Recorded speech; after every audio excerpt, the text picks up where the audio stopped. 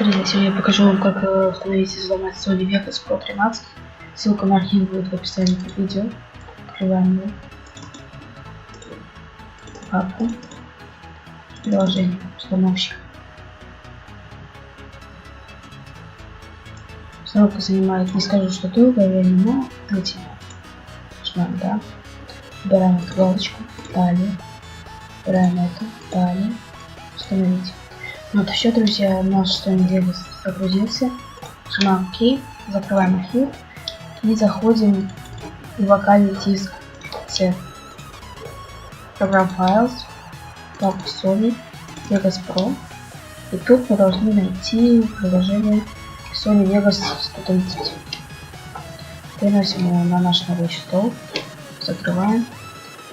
И все, можно пользоваться. Теперь он не будет требовать вас подписки, это уже взломанные Sony Vegas. Всем приятного пользования, пока.